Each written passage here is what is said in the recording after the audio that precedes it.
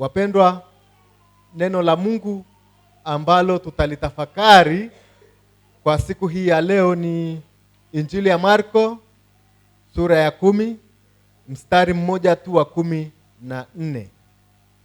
Injili ya Marko sura ya 10 mstari wa 14. Nao unasema hivi: ila Yesu alipoona alichukizwa sana, akawaambia, waacheni watoto wadogo waje kwangu, msiwazuie, kwa maana watoto kama hawa ufalme wa Mungu ni wao. Amen. Tuketi.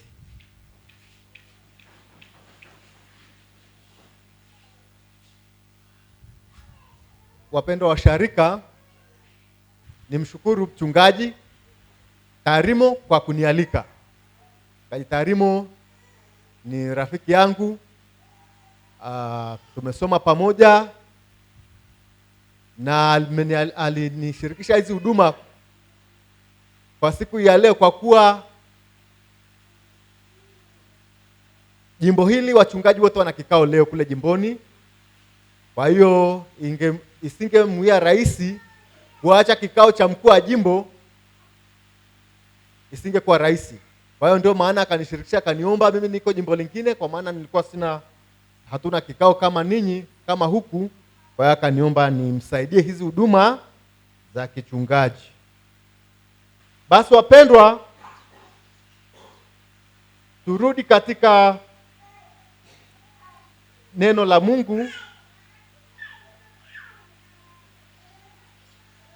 ambalo nimelichagua litutangulie na kutuongoza kutoka katika hii Injili ya Marko, ambalo nimelipa kichwa kinachosema waache watoto waje kwangu. Waache watoto waje kwangu. Wapendwa, tunapotafakari wazo hili tunaona ni maneno ya thamani sana ya Bwana Yesu aliyoyasema ama aliyoyatoa, yakionyesha kama yanawalenga watoto wadogo. Kumbe ukijaribu kuyatafakari kwa undani, haya maneno hayakuandikwa kwa watoto wadogo tu, bali ni wito wa kila nafsi ama kila aliye mtoto wa Mungu, sisi watoto wa Mungu, kuishi kama watoto wa Mungu. Kwa hiyo ni wito ambao unatulenga sote, unatuhusu sote tulio watoto wa nani? Wa Mungu. Hapa alitumia tu lugha ya picha kuonyesha jinsi mtoto alivyo mnyenyekevu, mtii na msikivu. Kwa hiyo Yesu alitaka watu wajue kwamba wanapaswa ama tunapaswa kuishi maisha yanayoendana na maisha ya mtoto mdogo. Ndivyo Yesu alimaanisha. Katika mstari huu ambao nimeusoma, Yesu alipoona watoto wakizuiwa wasimkaribie, wasimfuate, Yesu alichukia.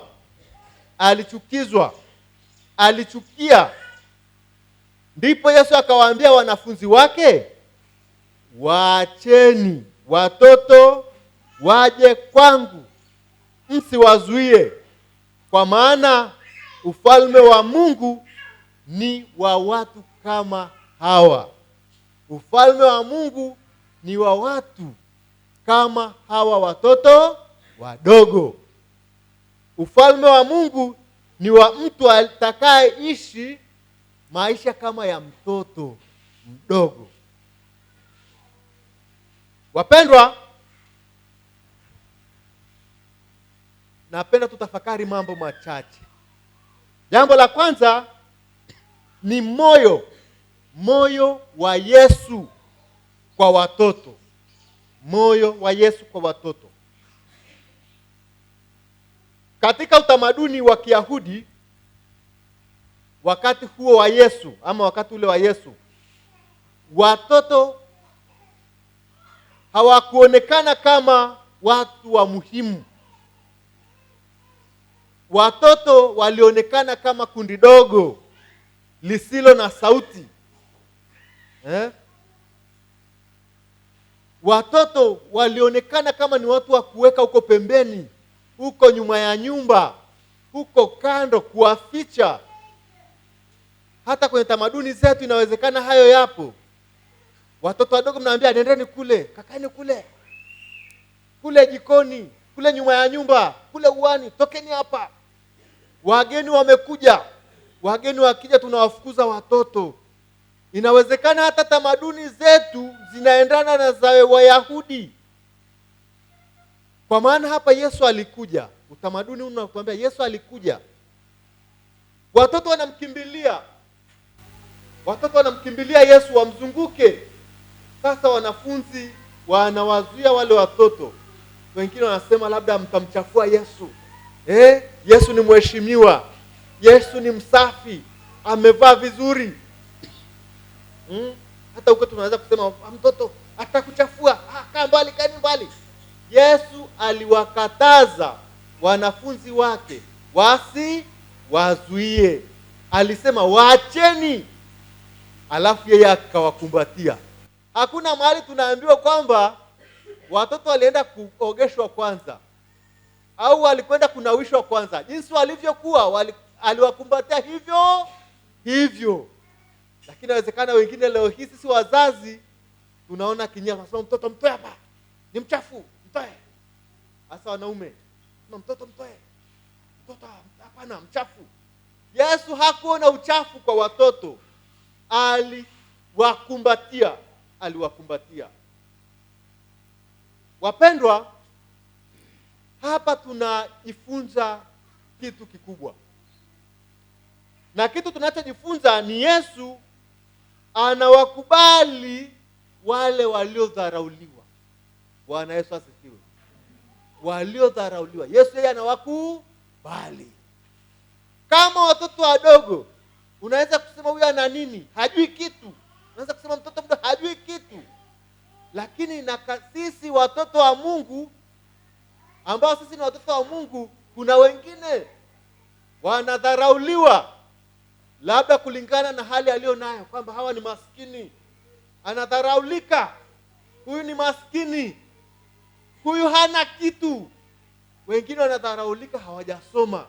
Eti huyu hajui kusoma na kuandika. Yesu anawakubali wote. Hawa wote ni watoto wa nani? Wa Mungu. Sisi sote ni watoto wa nani? Wa Mungu. Kwa hiyo Yesu anawakubali. Kwa hiyo usijione mnyonge, mpendwa ulioko hapa. Inawezekana kwenye jamii unayoishi, unayokaa, umedharaulika sana. Kwamba hujasoma, ni maskini, huna kitu, ukoje. Tambua, huo sio mpango wa nani? Wa Mungu. Yesu alisema, mtu atakayeishi kama mtoto mdogo asizuiliwe kuja kwa Yesu. Anamtafuta Yesu asizuiliwe. Na mimi naamini hata huku ndivyo ilivyo. Mtu akisema naomba kurudi kundini, hakuna anayezuiliwa. Bwana Yesu asifiwe. Anapokelewa haraka. Mnamshukuru Mungu, mnasema aisee. Mtu akitaka kubadilika kutoka katika njia mbaya, hakuna mtu anayemzuia. Leo hii mama au baba, usikie kijana wako anakuambia kweli, aje akwambie, baba unajua nilikuwa na kuhuzunisha sana. Nilikuwa mlevi sana, nilikuwa mwizi sana. Nimeacha baba, nimeacha mama, nimeacha. Aseme kweli. Utafurahi, utachukia. Utafurahi sana, utashangilia. Na ndicho huyu mzee aliyetoa matangazo alichokuwa nakisema hapa. Kama mtoto wako atakuja anasema nimerudi, nimeacha ile njia mbaya, alafu unafurahi, basi usimfundishe mtoto kwenda kwenye hiyo njia mbaya. Usimfundishe mtoto kwenye nini? Njia mbaya. Maana yake usimpe vile visivyofaa. Maana wakati mwingine tunawafundisha sisi wenyewe, alafu baadaye anakuwa bingwa, anabobea. Kama ukimfundisha, ukimwambia tumia kidogo tu, vuta hapo kidogo tu, pafu mbili, vuta kidogo tu, au kunywa hapo kidogo tu, kunywa kidogo, atakunywa kidogo ulipomwambia. Akiwa uko peke yake atasema ni tamu, atakunywa sana. Kwa hiyo tuko tunasema usimfundishe kwenda kwenye hiyo njia isiyofaa, hiyo njia mbaya. Wapendwa, Yesu hakuwahi kumkataa mtu kwa sababu ya hali yake. Hakuwahi kumkataa mtu kwa sababu ya hali yake kama nilivyosema, lakini aliwapokea wote, kwamba kwa Yesu hakuna ubaguzi. Kwa Yesu hakuna ubaguzi, hakuna mkubwa wala mdogo, hakuna tajiri wala maskini. Yaani kwa Yesu hakuna high table, watu wakae kimakundi. Jinsi anawapokea watoto wote, anawakumbatia. Hajui huyu anaitwa Ana, huyu anaitwa Robati, hajui huyu ni wa kwa nani. Hana ubaguzi, angalia kwa wote. Kwa hiyo tunaona na sisi hakuna kusema kwa Yesu kwamba kuna wapiti vya mbele, kuna mkubwa, kuna wadogo. Hapana. Yesu anawapokea ama anatupokea wote kwake. Wapendwa, jambo lingine ambalo tunajifunza hapa ni thamani ya mtu. Yesu anaona thamani ya watu wote ni sawa.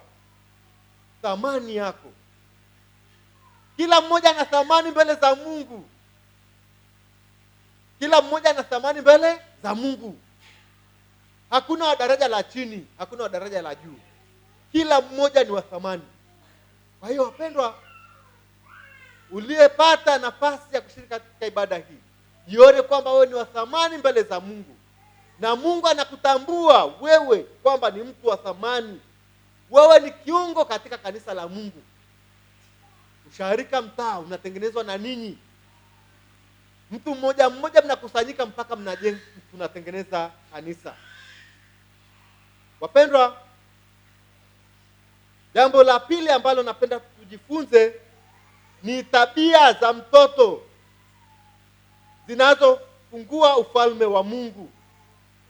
Tabia mtoto. Kwa nini Yesu afundishwa kutumia hii picha ya sisi wote tuwe kama watoto? Kwa maana Yesu anataka wote tuishi, sio turudie utoto. Tuishi, tuwe na tabia za mtoto mdogo. Yaani ni kitabia, pamoja na umri wako mkubwa, utu uzima wako, lakini tuwe na tabia kama za watoto. Ndio maana tunafundishwa kwa picha hii.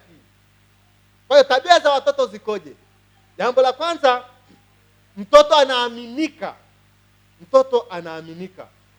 Mtoto haishi kwa mashaka. Haishi kwa mashaka. Akisikia neno kutoka kwa mzazi, analiamini. Kwa hiyo na sisi na wewe tunapaswa mbele za Mungu uishi pasipo nini? Mashaka. Uaminike. Uamini lile unaloambiwa na Mungu na Yesu Kristo, uliamini. Watoto huwa hawana mashaka. Lakini jambo lingine, mtoto ni mnyenyekevu. Watoto hawana kiburi cha kujiona wajuaji au ni wakamilifu ama watiifu. Watoto ni wanyenyekevu. Hawana kujiona. Hawana tabia hiyo. Bwana, sisi tunapaswa kuwa na unyenyekevu kwenye jamii.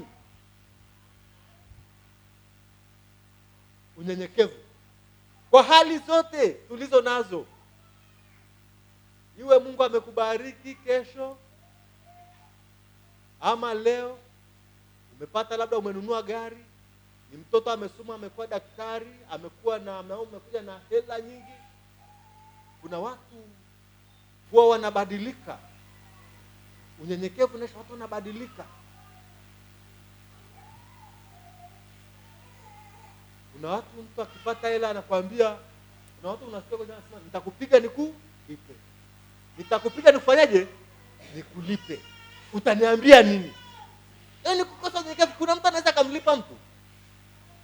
Yaani atakupiga, maana yake nitakupiga nikuue alafu nikulipe. Ni kukosa unyenyekevu. Ni kukosa unyenyekevu. Kwa hiyo tunafundishwa kuwa wanyenyekevu kama watoto. Kuto kujiona, kujisikia wajuaji hata katika kutembea. Nasikia kuna watu wengine wakikosa unyenyekevu, wanataka tu hata akitembea ujue kwamba bwana anapita hapa, anatembea muondoko tofauti. Hiyo mtaniambia nini bwana? Niambia nini? Unyenyekevu.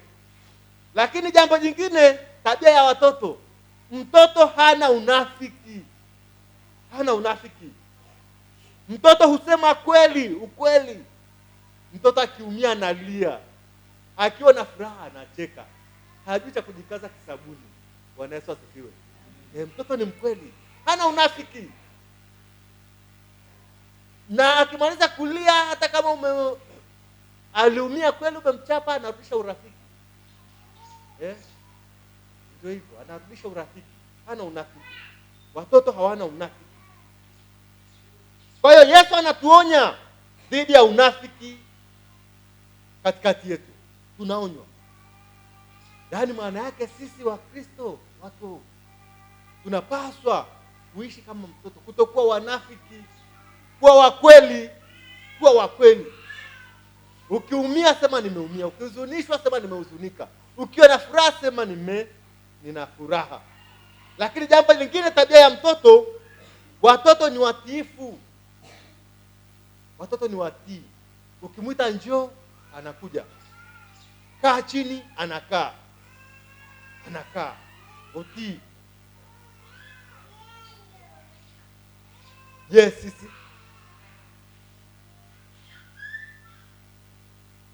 ni watii, lakini kuna ambao sio watii. Ndio maana neno hili limewekwa litufundishe leo kwamba tunapaswa tuwe kama watoto wadogo. Kwa habari ya utii, tuwe watii, kulitii neno la Mungu, lakini utii pale tunapopaswa ama ulio wajibu wetu. Wapendwa watu wa Mungu, vipo vizuizi vinavyozuia sasa watu kama hawa watoto walikuwa na kizuizi. Kizuizi chao kilikuwa ni hawa wanafunzi wa Yesu. Na vipo vizuizi hata leo hii vinavyoweza kumzuia Mkristo asimfikie nani? Yesu. Yamkini kuna Mkristo ama mtu wa Mungu, tuseme tu Mkristo, mtu wa Mungu ambaye anataka kumfikia Yesu, lakini anakutana na vizuizi. Hivyo vizuizi tunapaswa kuviondoa.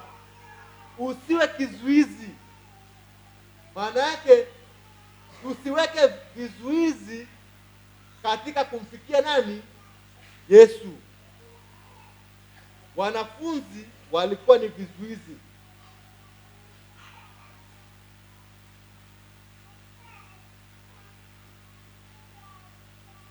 Kwa hiyo na sisi tuondoe vizuizi vinavyotufanya tusimfikie Yesu. Unatamani kumfikia Yesu, lakini unakuta kuna vizuizi. Kuna vikwazo. Kuna kitu kimezuia usimfikie Yesu. Na si kingine, wote mnakijua. Na mtu ambaye atasema hapa akijui.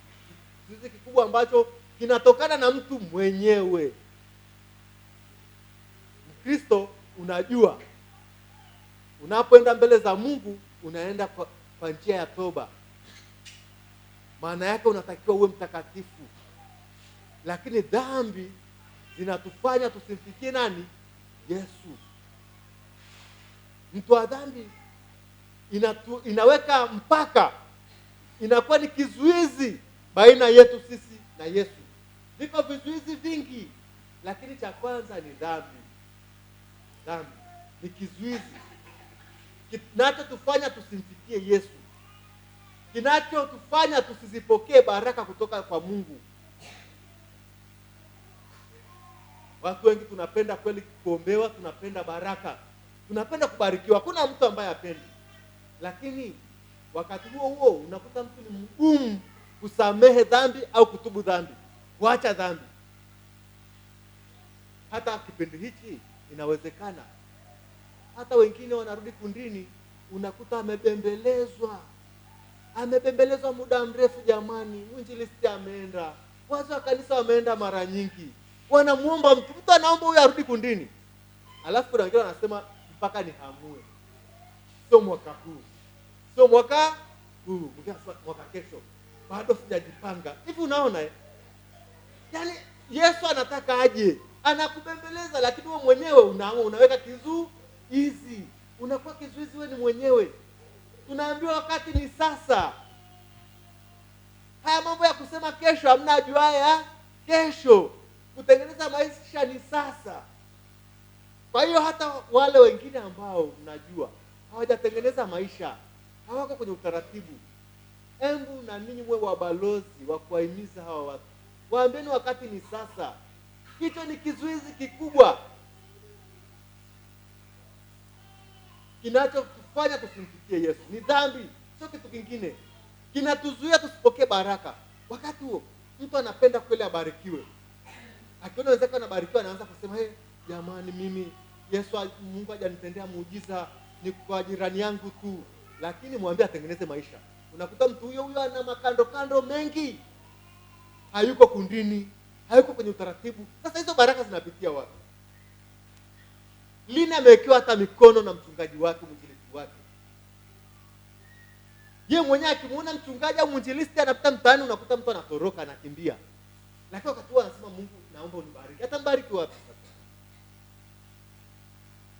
Watumishi wanakuja nyumbani, wengine wanakwenda mpaka nyumbani, watu wanatoroka, wanakimbia. Hapa sio shughuli nyingi, kazi nyingi. Kumbuka aliyekupa kazi hizo pia za kufanya ni nani? Ni Mungu. Inafaa kumtukuza, kujitoa muda kwa ajili ya kumtumikia huyu Mungu. Wapendwa, kikwazo ama boriti, kitu kikubwa kinachotuzuia tusimfikie Yesu niyo kama nilivyosema, ni dhambi. Lakini viko vingine vingi, kama vile kukata tamaa ya maisha. Nakata tamaa, nalo ni kosa, ni dhambi. Kujikinai, nakata tamaa ya maisha. Sasa amekata tamaa, amekata tamaa ya maisha. Maisha ni magumu, anajiona hafai.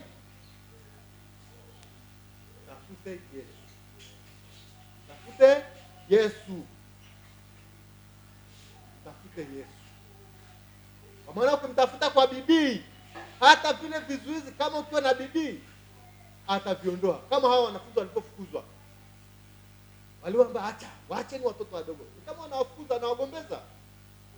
Kwa hiyo ukimtafuta kwa bidii, hata hicho kinachokuzuia Yesu anaweza kukiondoa, kukikemea.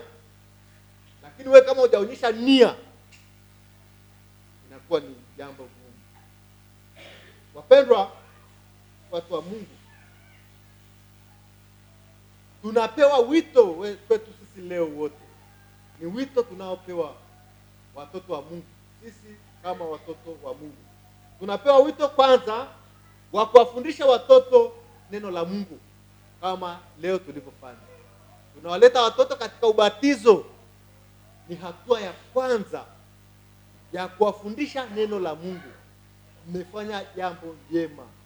Tunawashukuru wazazi kwa hatua mliofikia, kwamba mmeamua muwalete watoto kwa Yesu.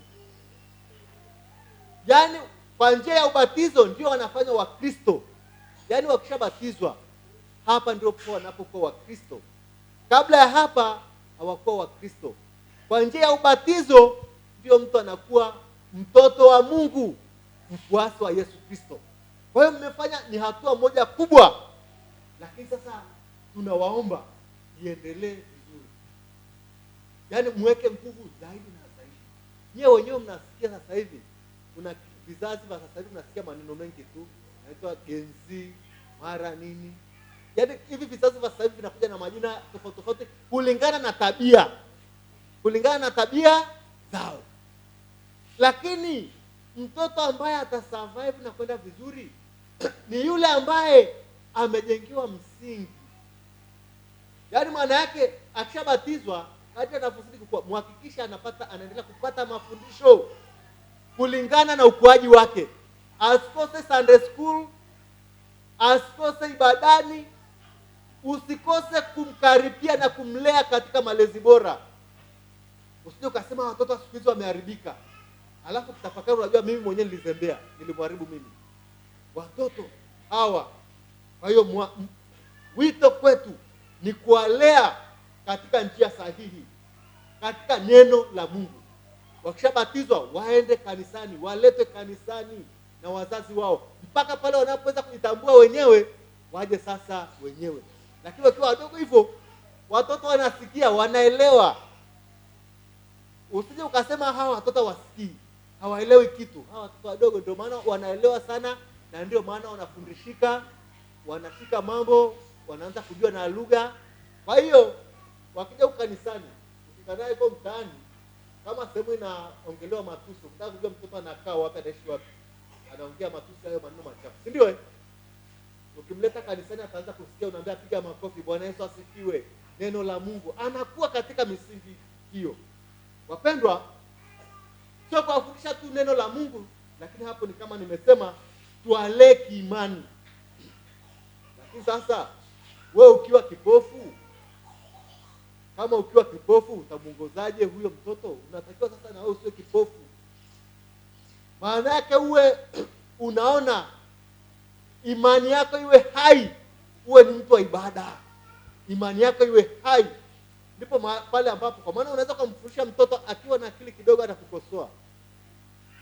Anakwambia mama umesemaje, baba umesemaje, niende kanisani, mbona wewe uendi? Kama ni kuzuri anakushangaa. Kama uko kanisani ni kuzuri, mbona wewe uendi? Yaani unaanza kumjengea, akiona uende anafikiri kanisani ni sehemu mbaya. Baba aendagi, mama aendagi. Lakini kwenye mambo mengine kule anakufuata kule unakoenda. Kwa hiyo ukitaka ajifunze kwako vizuri, muonyeshe kwa vitendo. Nenda kanisani. Ukienda na yeye kumwambia nenda, anajua kabisa kule ni sehemu nzuri. Wapendwa watu wa Mungu, tunapewa mwaliko wote kwa siku ya leo kupitia ubatizo wa watoto wetu hawa. Sisi sote ni watoto wa Mungu. Ni watoto mbele za Mungu. Lazima tuishi tukiwa na tabia kama za watoto. Hapo ndipo tunaweza kuurithi ufalme wa Mungu.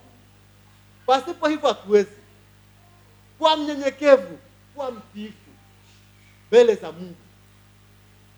Ondoa vizuizi vilivyopo katika maisha yetu. Kizuizi kikubwa kikiwa ni dhambi. Kuwa na kiu na hamu ya kumtafuta Yesu. Kumtafuta Yesu. Sio kumkimbia. Kumtafuta, kulitafuta neno lake. Maana yake kukimbilia huko kanisani Yesu anakopatikana. Kukimbilia hata watumishi wake unapokuwa na shida. Sio unamkimbia mwinjilisti. Sio unamkimbia mchungaji, unamkimbilia. Na hivi ndivyo kumtafuta Yesu, kuishi kama watoto, na ndivyo tutakavyoweza kuurithi ufalme wa Mungu. Mungu atubariki na alibariki neno lake. Tuombe. Mwenyezi Mungu, Baba yetu unayetupenda, tunakushukuru kwa ajili ya neno lako ulilosema nasi. Tunakusihi Mungu likapate kuzaa matunda katika maisha yetu. Sisi ni watoto wako. Tufanye tuishi kama watoto wako ili tuurithi uzima wa milele. Amen. Engare, Nairobi, Engare, kijito cha maji